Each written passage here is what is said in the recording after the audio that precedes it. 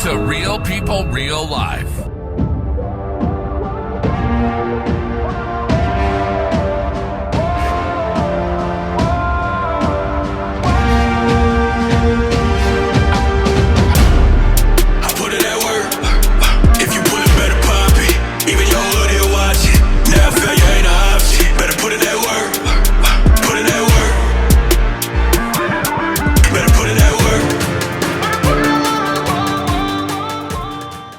You know, the sign is pretty dope. Yeah. I gotta admit, I was pretty impressed with that when you came out with the new A little intro. bit different in it. Mm-hmm. I like it, man.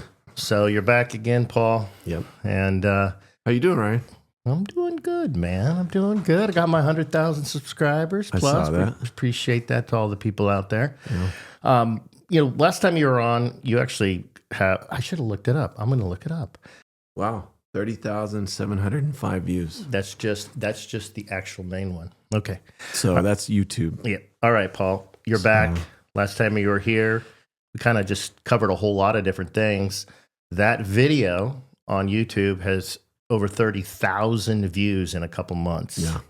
That's just YouTube. We're not talking about all the podcast channels. The shorts probably have double that, all the short videos. Wow. People love your stories, great comments. Wanted to get you back in with a little bit more focus. As everybody can see, the table's got all this bric-a-brac on it. Yeah. We talked originally about your journey to health. And a lot of people, we got the new health RFK Jr. talking about health and trying to get America healthy again. Yeah.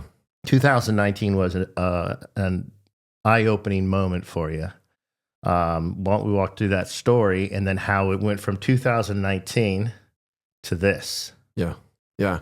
So, like I mentioned before, my aunt was the one that actually got me started.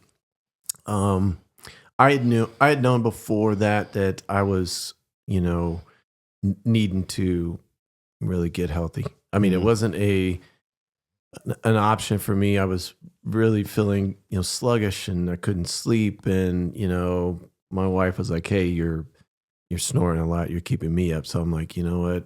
I really need to. And then I just, said, I really need to focus on myself, because if I can't, be healthy, then I can't be the best dad I can be, or the best husband.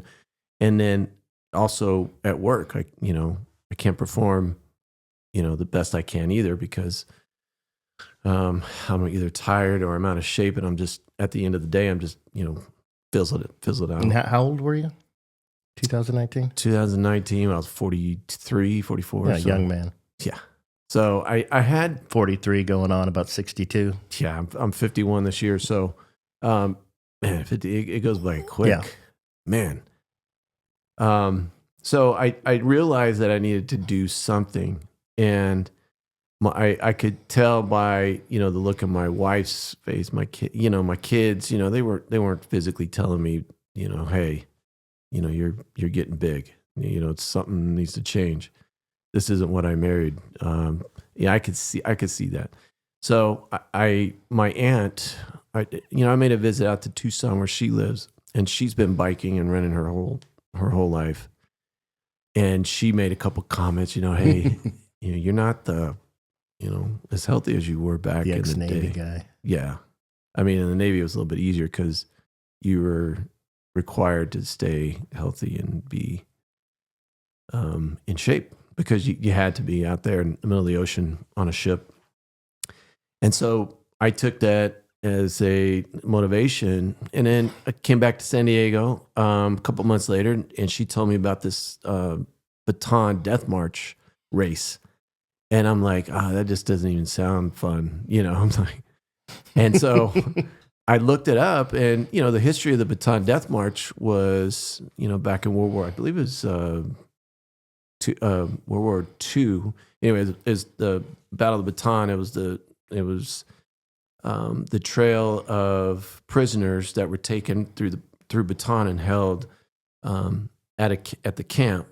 And anyway, so the Bataan Death March was that actual trail of soldiers and veterans and locals that were held captive, that were freed. And so the Bataan Death March race is held in White Sands, New Mexico, at the missile range. And there's a couple different races. There's a full marathon through the mountains, and then the Army gets involved, right?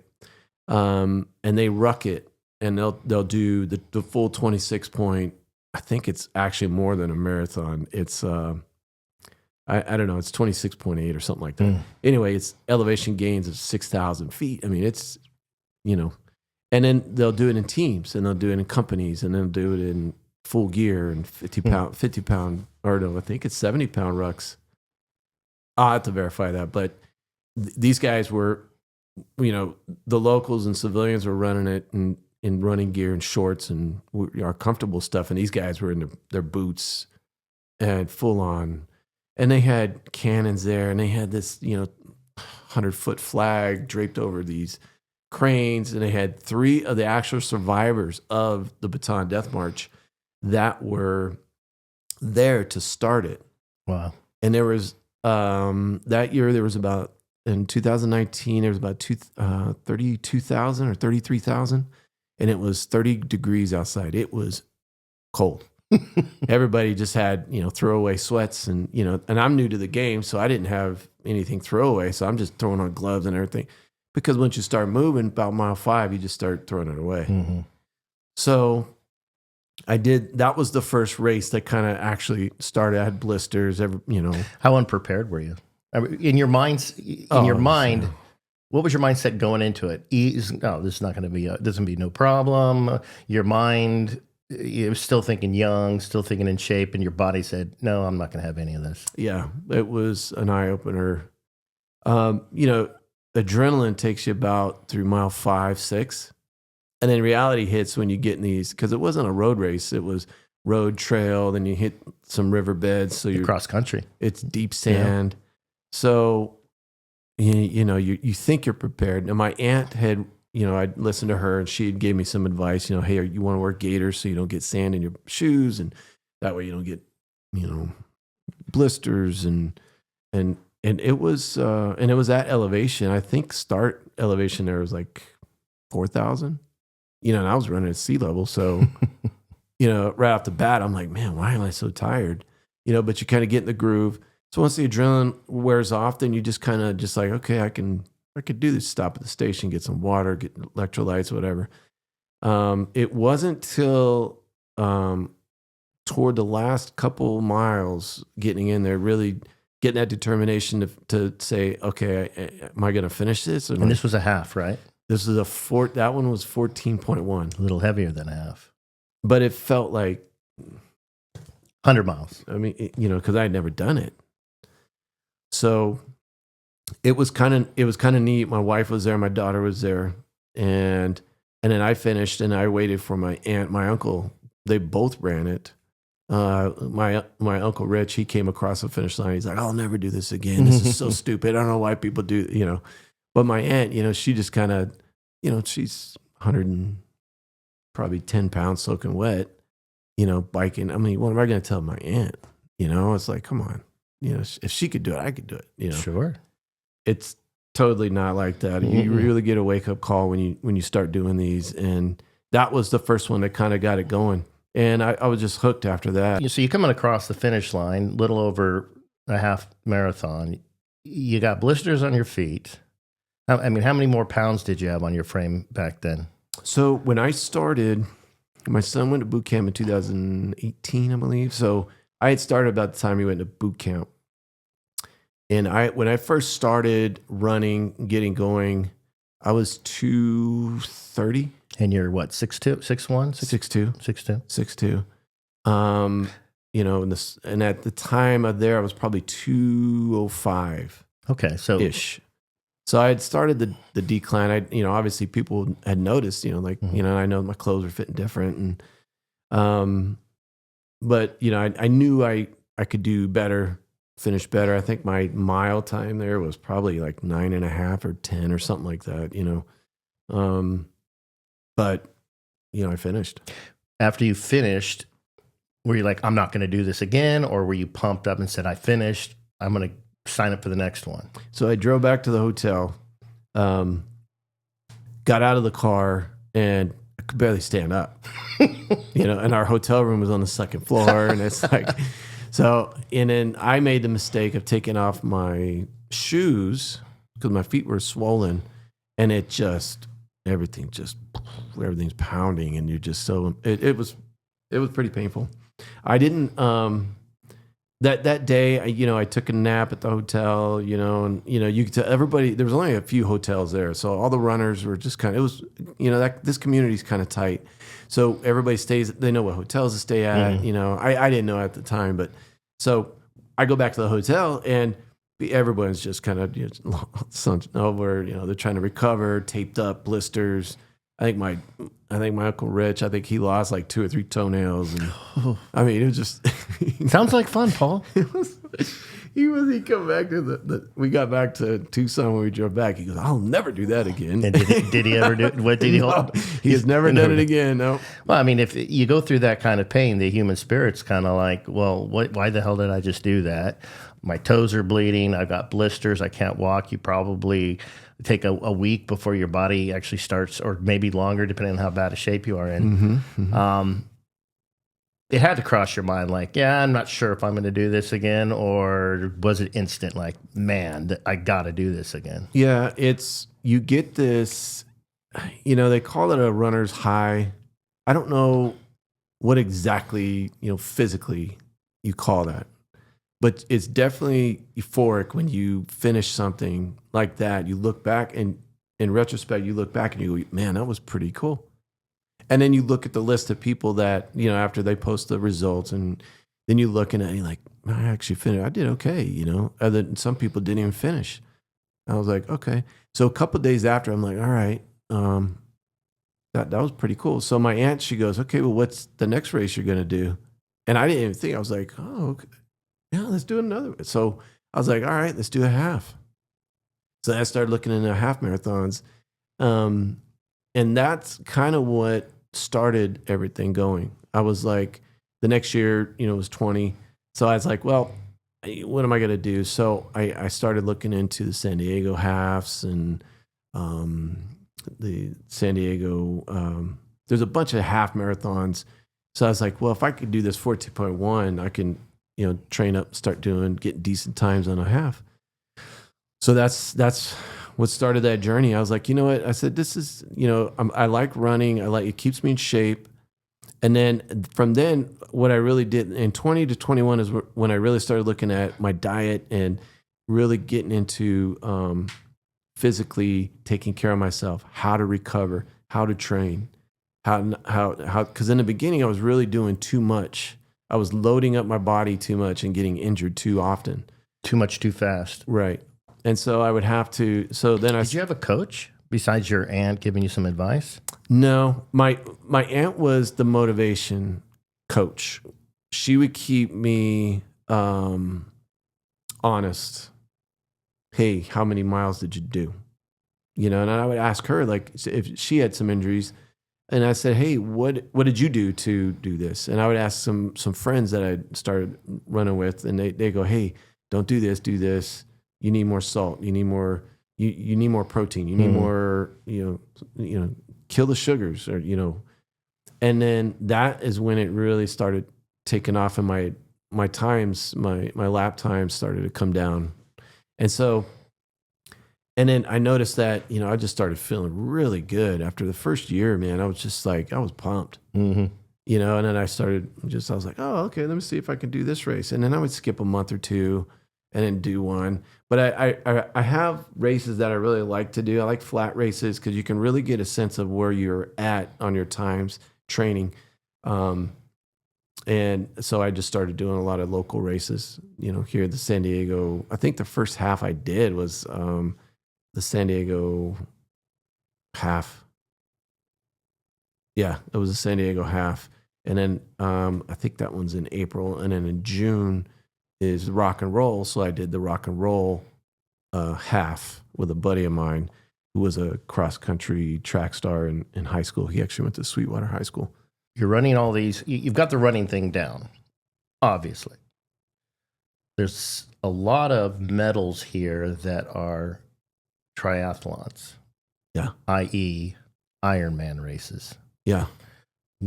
At what point did you say to yourself, okay, I like this running thing, but I'm going to throw some biking and swimming into it?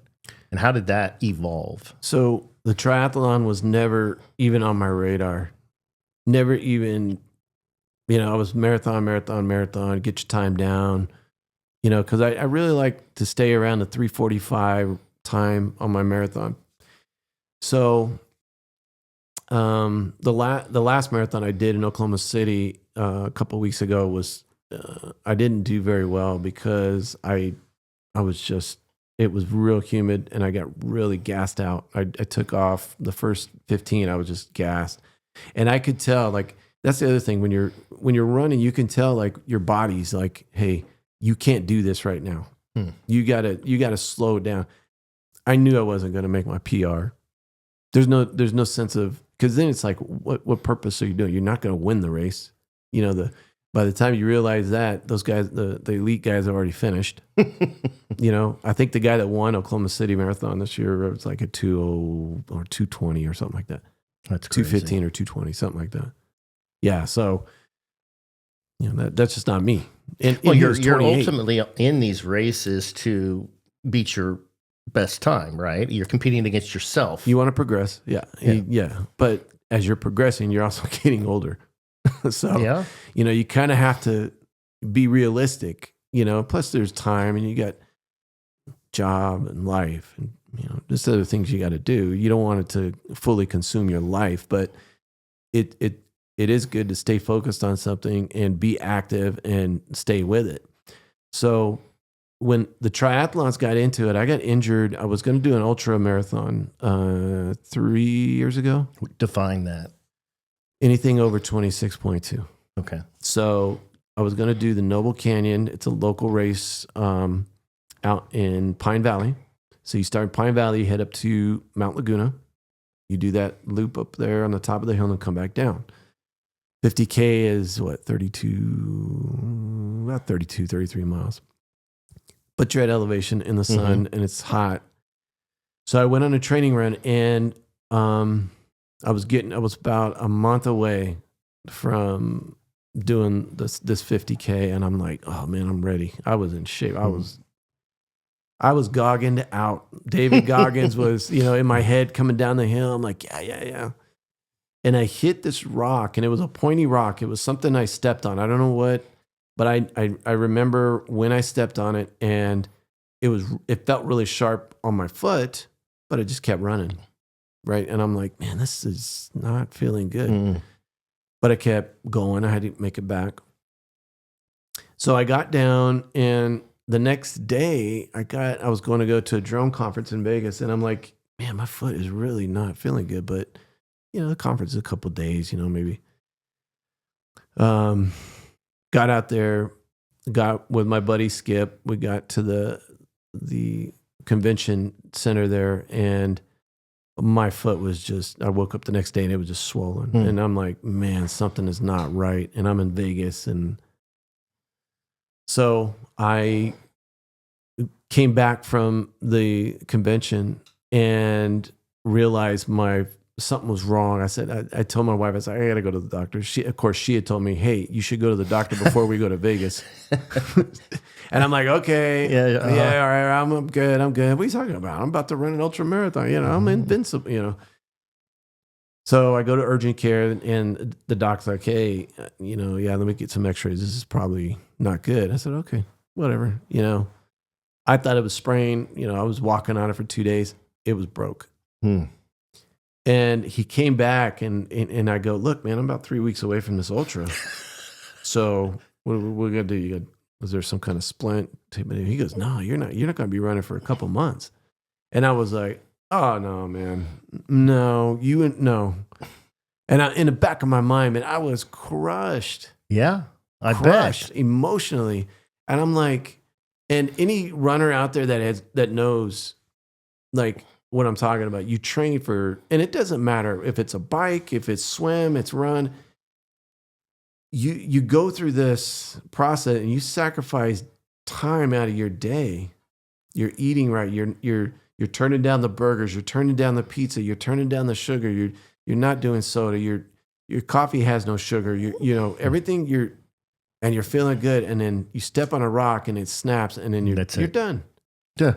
And you don't get money back for these. There's no, because you fail, they can't, they're planning the races. They can't ask for money back for. So I told him, I said, well, he goes, look, man, you're not running. I'm telling you right now. I was like, okay. So after my self-pity, I was like, well, this isn't good. And he goes, I'm going to put a cast. I said, you're not putting a cast on my foot. I said that. He goes, yeah, I said, no, I'll wear a boot or something, man. But I said, I got to keep moving. And he told me, he looked at me for a couple seconds and he realized, he's like, yeah, okay. He goes, if you stay off the foot, I said, and I asked him, I said, what about swimming? And he goes, yeah, you could definitely swim, but you have to drag your feet. And I don't want you swimming for at least a couple of weeks. And I was like, okay. Good compromise. There's hope. And that's how I got into triathlon. Were you a swimmer before that? No. So where did you go swimming at? So Southwestern College down in South Bay. I'm about 1.5 miles from there. So I said, well, that's convenient. It's kind of on the way home from work. And I got in there and man, the first 100 meters, I was dying. I mean, I thought I was in shape because I could run. Mm-hmm. All different muscles now. Swim shape is different. Those guys are beasts. I mean, the Michael Phelps and all the Olympic guys, it's crazy to realize how, and they do it for years. They're in the pool sometimes twice a day, and they'll take a couple of days off depending on their training schedule. But, I went down there and I'm seeing these guys swim and they're just bam, bam, bam, flip, bam, flip, bam. I'm like, I could do that. Whatever, You can do it. I get in there and I've got regular shorts on. My goggles are leaking. These guys, these guys got caps on and snorkels and fins and paddles. I'm like, man, what are you guys? This ain't swimming. Of course they can swim with paddles. You get in there real quick and realize that you are out of shape. And I'm like, okay, this in my mind, I'm like, well, this is going to be good for my cardio so I can stay, fit and keep running. So I still didn't even realize the triathlon thing wasn't even an issue. A buddy of mine had mentioned, he's like, hey, we need your run. There's a couple of relay races you can do in these triathlon races. And, the guys that can swim, the guys that can bike, and the guys that can run. So they put those 3 times together and that's your finish time. It's kind of like a relay. And he had been trying to get me to do that for a long time, but I just like, whatever. Ocean swim, do I really want to put that much time into it? And I got in the water, man. And after the first week, I knew I was hooked. Yeah. Because I'd already been biking. My wife or my aunt had got me into biking. And I had been doing that to kind of cross train. So I don't load up my legs and my joints as much as when I'm running. So I can kind of spread it out a little bit. And that's pretty typical with a lot of endurance athletes that do that. They, you kind of want to cross train and work all muscles in all the muscle groups. I was like, okay. So once that third puzzle piece clicked in, man, it was like, I don't even know how to explain it, right? It was like a drug, man. And every time I got in the pool, I was like, man, this is pretty fun. And then my lap time started, coming down. I think my first 100 was like, it was like 2.5 minutes or something like that. What's considered decent? So these Olympic guys are they're doing it 28 seconds. What? Yeah, they're pa pa pa pa pa. Pa pa pa. And they're already in the showers by the time you finish yours. So I'm like, man. So I started seeing my times come down. Right. I'm like, so a good triathlon ocean swim time is like 1:30. In the ocean. The pros are finishing 1:15s. An hour? A minute and 15 per 100. Per 100, got it. And how long is the swim? An international, which is what I did, my international, and you could do Olympics are a little bit shorter. The internationals, I think it's like 1.1 or 0.8 or something like that. Depends on the course. Some courses are a little different. The first one I did was the Mission Bay and San Diego tries. And it was so technical because you're in transition. You come out of the water. But you're in the ocean, not a swimming pool. Correct. Okay. So did you do any ocean training? Yeah, you have to. Yeah, I was going to say that's not even comparable to a swimming pool. Yeah, and you're swimming with a wetsuit, and there's no lane, so you got to learn how to swim straight. A lot of guys are just, and then you're getting pushed by the current, and yeah. I mean, some of like the bigger races that Ironman puts on, the full Ironmans, they head out straight to like Kona and all those. Those guys are heading out in the middle of the ocean and dealing with the currents and. Okay. But the local ones are like the two I did were in the bay. The Ironman I did in Oceanside, it kind of went out in the harbor of Oceanside, went out toward the ocean, and then you kind of double back into the harbor. So you're not fighting 6 foot waves, right? But I mean, that'd be an interesting race. It was. We'll talk about the Ironman. That was a totally different experience in itself. But the triathlons is why I started getting into that, was because of the recovery when I broke my foot. So what's the difference between, a triathlon, the Ironman, as I understand it, swimming, biking, running, different levels of Ironman races, distances. Ironman is the brand. Yeah. At what point did you say, I've got it. Now that I've done a couple of these, I got to get an Ironman medal? It had to be at the top of your list. Once I did the first try, when I did that try in the Tri Classic is what it's called. It's actually, it goes out in the harbor right across from NTC. In fact, NTC is where the transitions are. Once I did that one, I knew the Ironman was attainable because I knew I could ride 56 miles. Mm-hmm.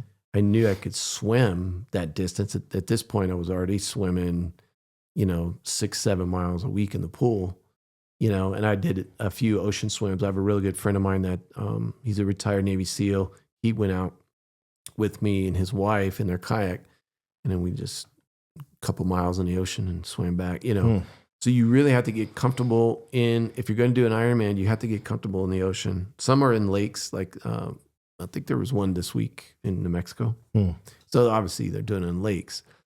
But the most popular races with the views, and if you're going to pay all that money to do the race, do one that you want to do. Make it fun. Oh, you get to pay for all this too. Yes. Yeah. Well, you get the pain and the pay and the pain. And you pay a lot. I see. Yeah. Each race is different. Sign me up. Yeah, really.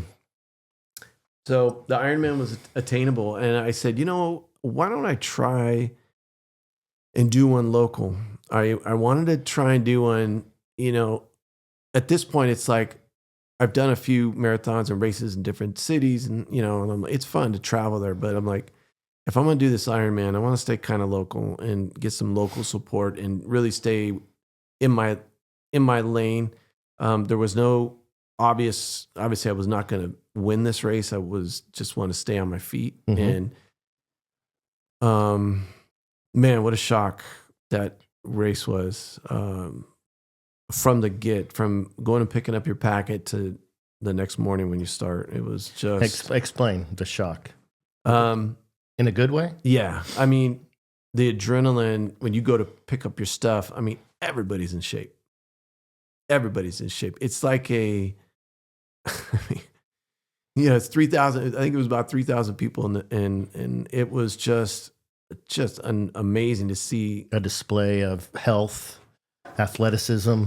And I think more of anything, it was like how dedicated people are to the sport. You'd have to be, though, in order to compete in that, but not even compete, just to finish. Yeah. You have to, this isn't something you don't make this decision lightheartedly.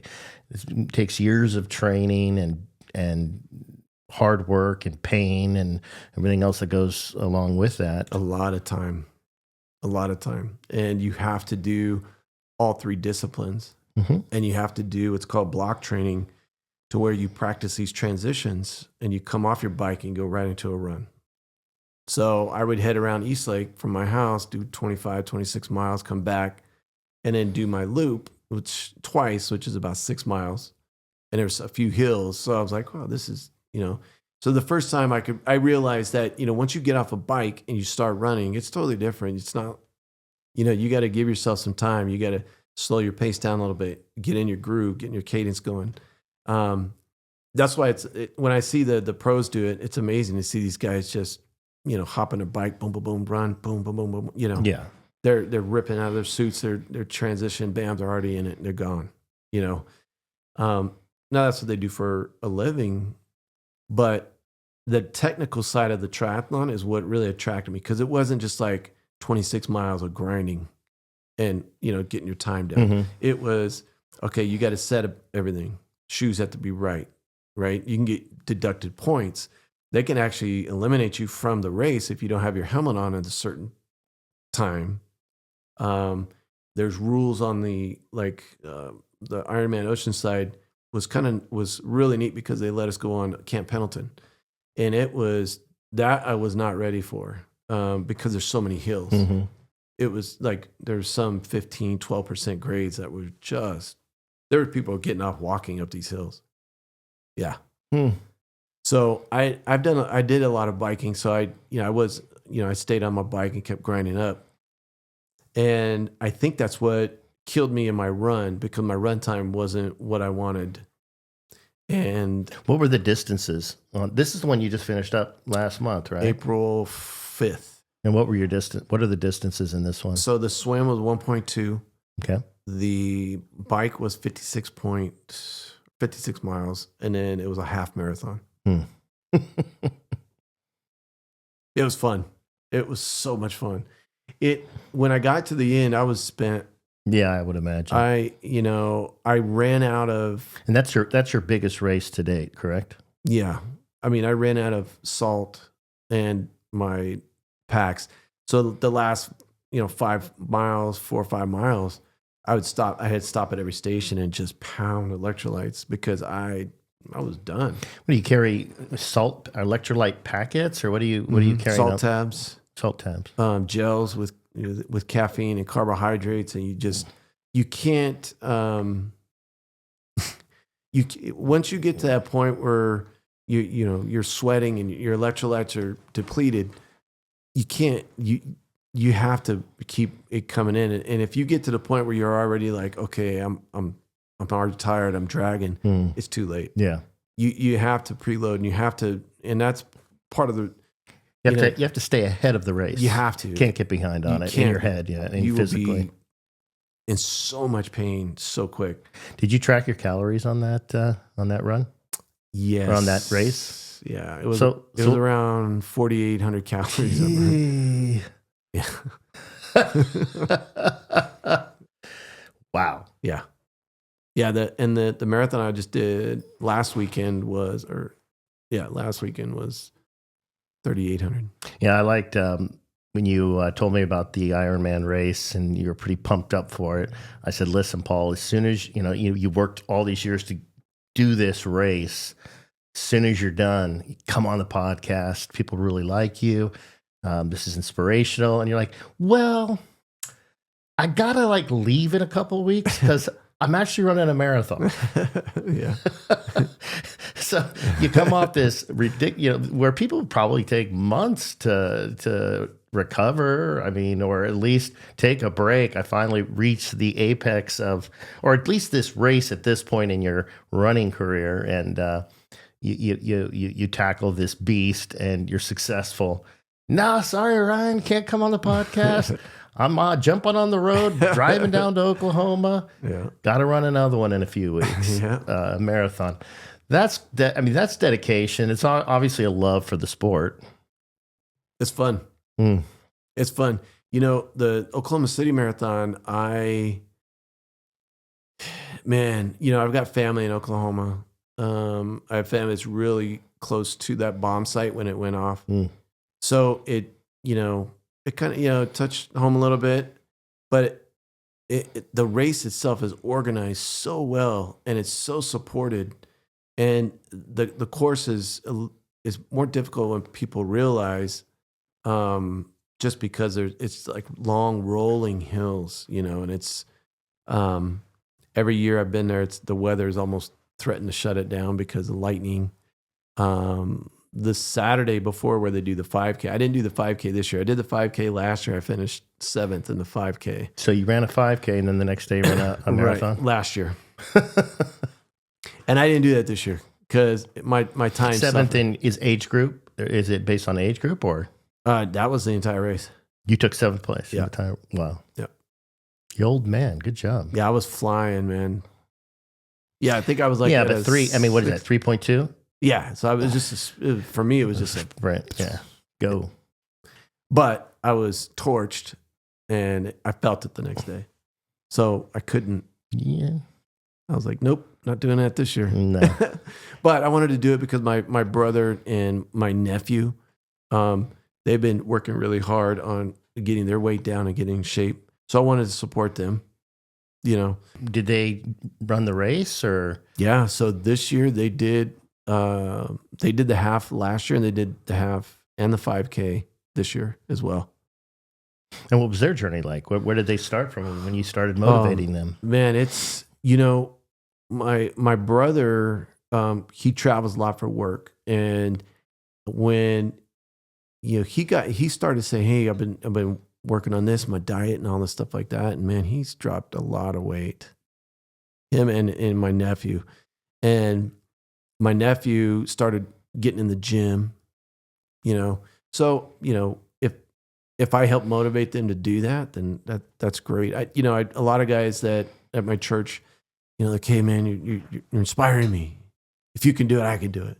And then they get out there and they're like, well, it's a lot of work. I'm like, yeah, it's a lot of work. You got to stay with it. You got to sell it right. It's straight honesty. You look at these guys on the internet that have achieved greatness, and their stories are stories of pain, perseverance, goal setting. Mm-hmm, mm-hmm. It's, to achieve the big prize is not easy, and that's why most people don't do it. Mm-hmm. You got to give something up in order to get something. So what are you giving up? Your time that you would do sitting on the couch. That nice pizza when all your buddies are going out having pizza and beer, right?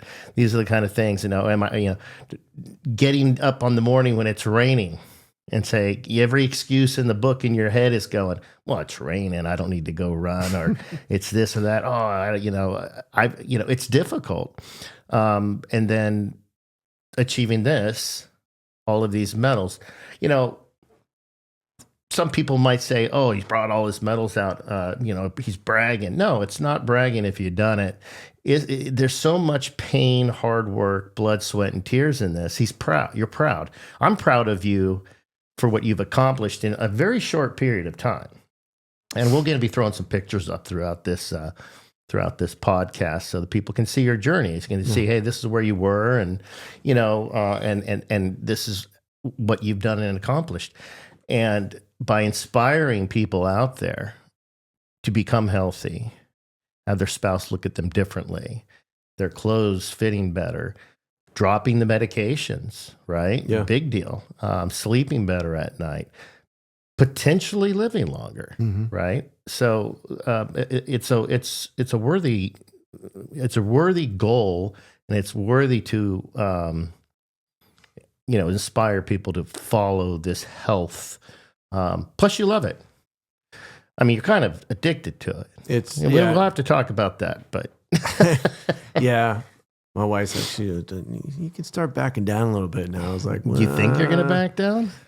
How's your body? I mean, you look great. I mean, is your body yelling back at you? Your knees, your ankles? I haven't really had any issues. The Ironman and Oceanside, the only thing that happened there was in the morning, it's really cold. And the way that they filed us in the ocean, it was maybe 3 or 4, just kind of everybody's filing in.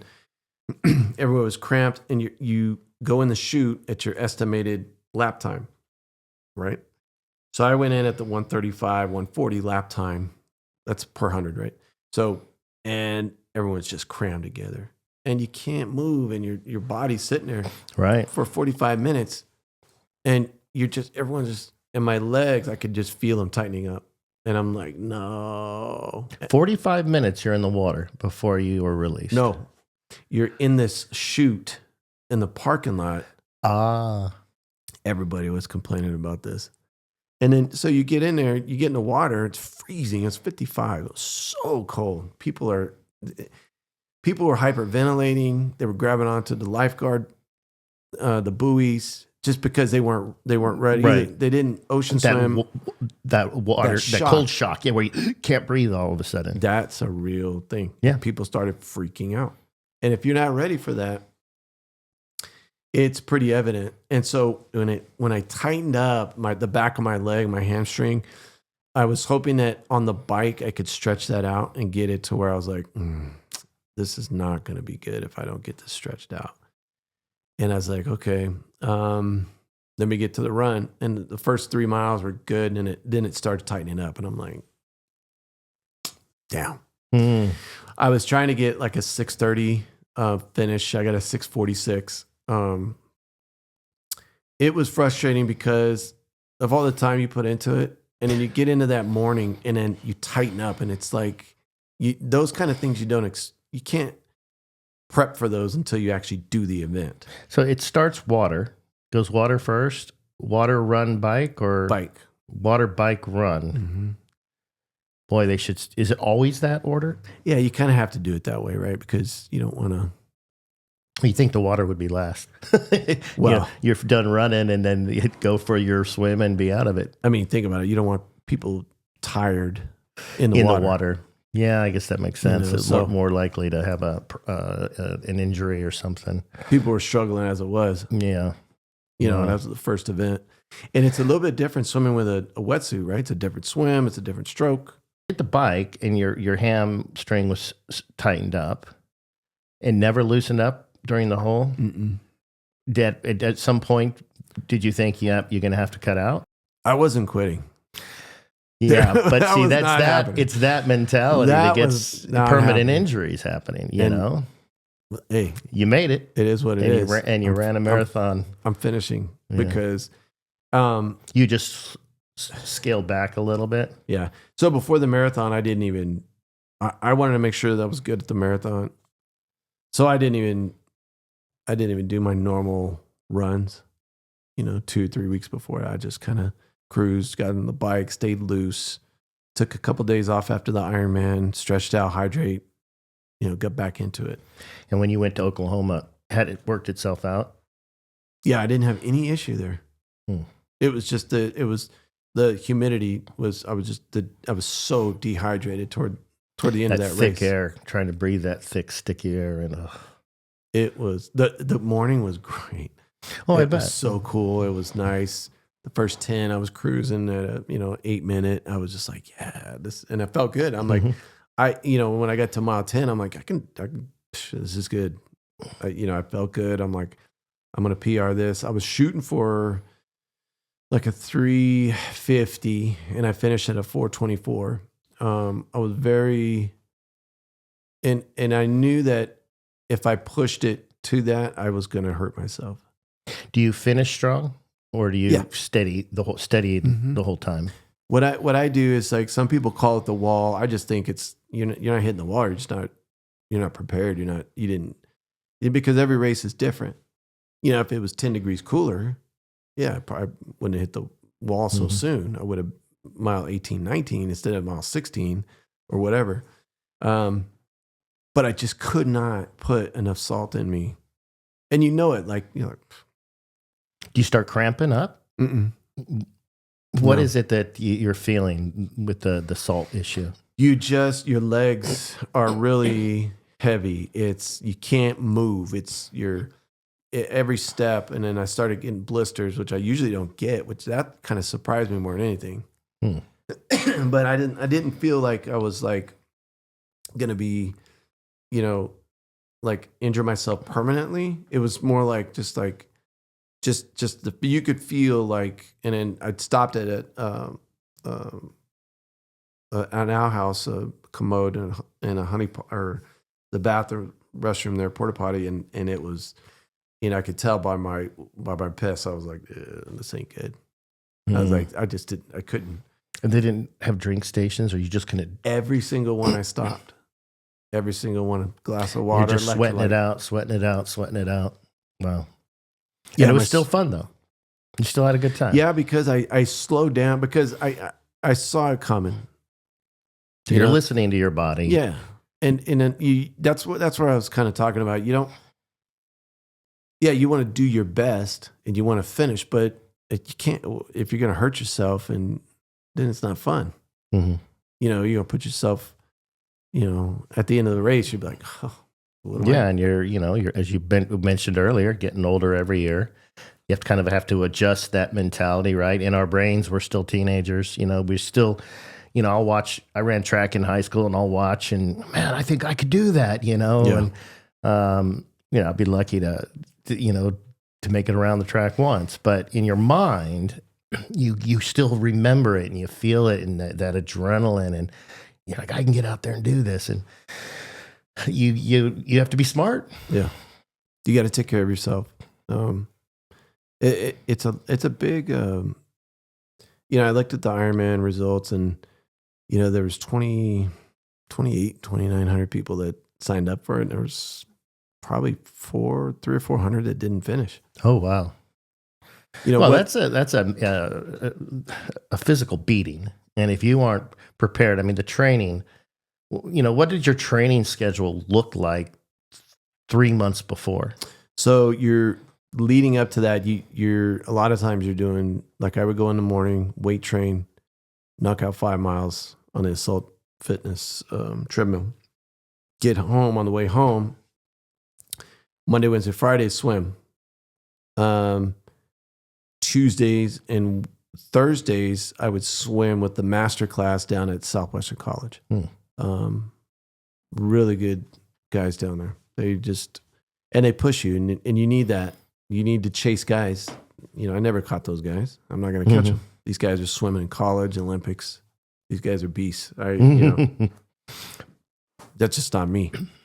And so in the pool, these guys are putting out 112s, 115s per 100, and I'm like, I'm not going to get that, but I'm going to try and achieve it.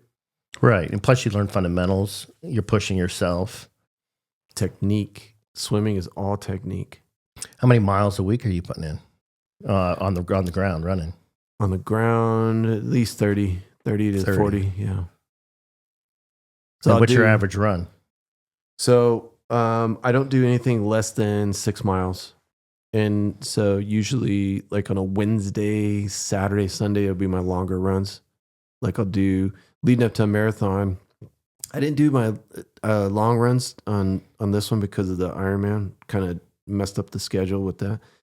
But usually like I'll put, 20-mile run, 3 or 4 weeks before the marathon and taper back off of that.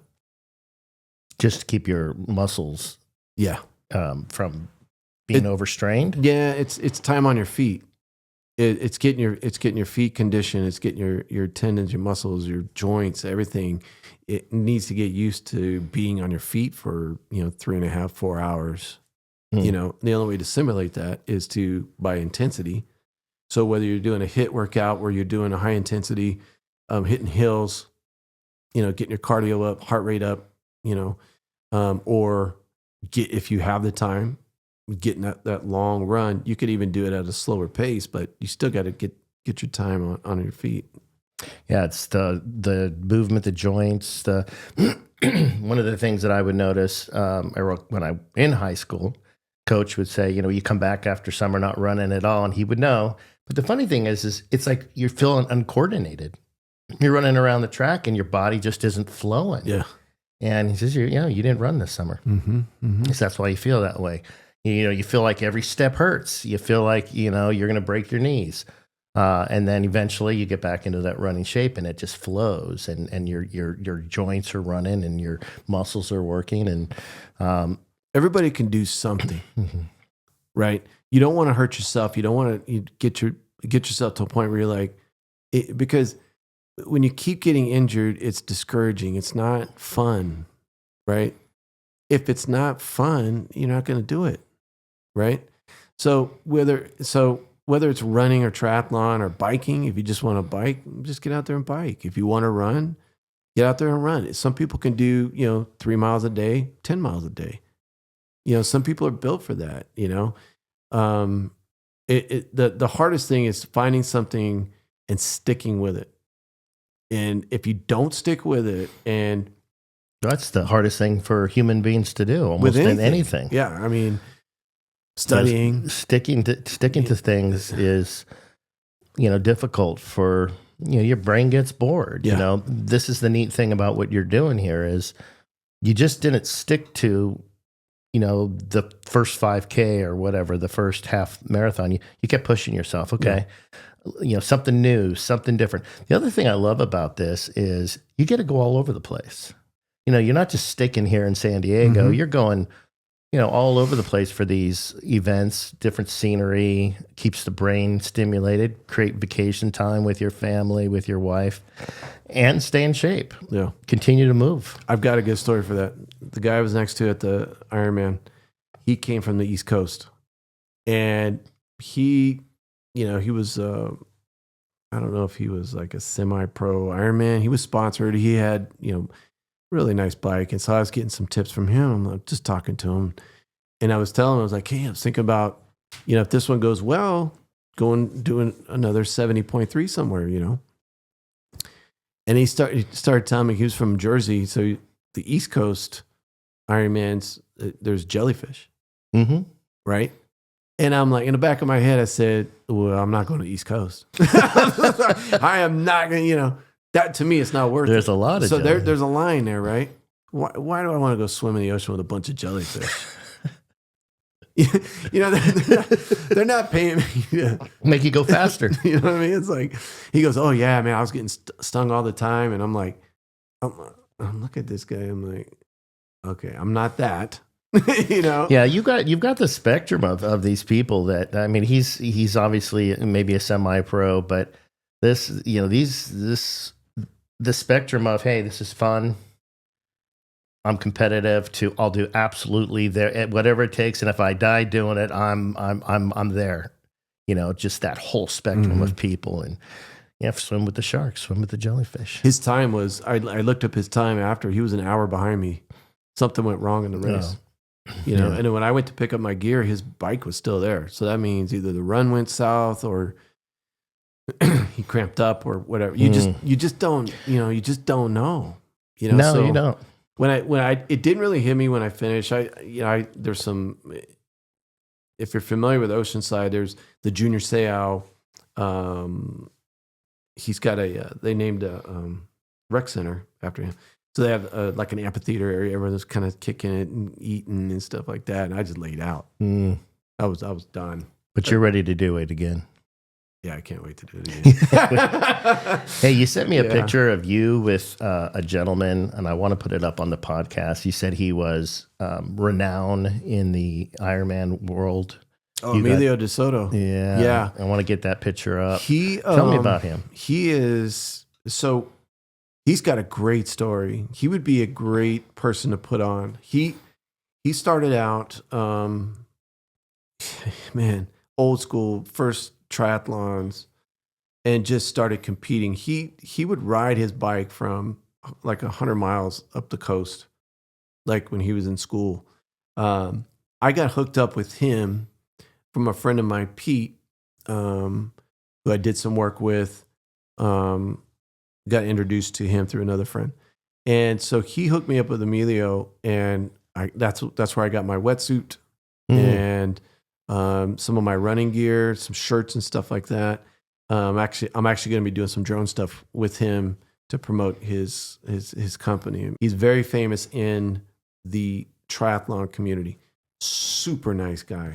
Super He's nice. Local, correct? He's out here in Southern California? Yep. We'll have to get him on. Super, super, super nice guy. Does he compete still? I don't think he does. He's a mechanical engineer, so he speaks our language. He's really just a super nice. I mean, he's super fit still, obviously. Yeah. But what's his contributions to?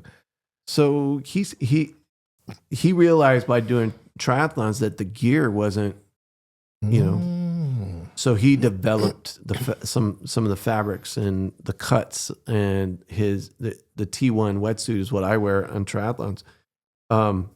It's a 2-piece, and so when you're swimming, you get better extension, so it doesn't feel like your wetsuit's stretching out, pulling up on the side. Yeah, it's what's called a bib john. So that the bib john comes in, 2-piece comes up, over, unzip, and then it's just a great wetsuit. The bottom's a 5 mil, middle's 3, arms are 2, so you get that flexibility. Yeah. So that picture you saw, he was at Ironman in Oceanside selling his all his gear, and I got a tri bag from him and a belt that I can put my my bib on. Let's get him on the show. Yeah. No, he's for sure. Yeah. Legit. Super nice guy. I love the idea of him re-engineering the sport. Yeah, and he's done a bunch, and he competitive. You know, in his early days, he was a pro. So when's the next race? When is the next race? Well, the 50K, that ultra up at Noble Canyon, I'm going to do that in September. Okay. And the weekend before that is, I think, the San Diego Tri. You know, so that'll be a good warm up for that one. The weekend before. Yeah, the international triathlons they're not very long. So it depends. If you hit them hard, you're gonna feel it for a couple of days. But that 50K, man, that's a demon. I gotta kill that thing because I was so ready for that. Okay, yes, this is the one that you broke your foot before. Don't break your foot this time. Well, stay off the trails. I might. You never know. You don't know. You know. So that one's probably the next big one. I'm not gonna do rock and roll this year. There's too many people. It's just a mess at the beginning, and you can't get a good time. Yeah, it's party basically. It's basically, yeah. And 30,000 people is ridiculous. Mm-hmm. You know. Yeah, you can't even move. And then if I see a couple trail races between, I like the trail races because I like being outside, and I like it's a more technical race. It's definitely more challenging, but you know whatever comes up. Sometimes I someone will come, hey, you want to do this one? And I'll just go look at it, yeah, and just knock it out. And that's kind of the advantage of staying in shape. You know, yeah, because you're always ready to go. Yeah. If I had to go do a marathon tomorrow, then I just jump. I love it. Throw on the shoes and go. Well, keep it going, Paul. Yeah. Appreciate you coming out and telling the story. The follow-up. Yeah, the follow-up. See if we can break over 30,000 views. We'll throw some pictures up on the podcast. Cool. People can check out some of your races. Appreciate it. And talk to you later. All right, baby. All right, bye. Later. You've been listening to Real People, Real Life. Our passion is to have real conversations with real people who've made it. Real people who've made it, who did it on their own terms. We'll be back soon, but in the meantime, catch us on Twitter or X at RPRL Podcast and on YouTube at Real People, Real Life Podcast.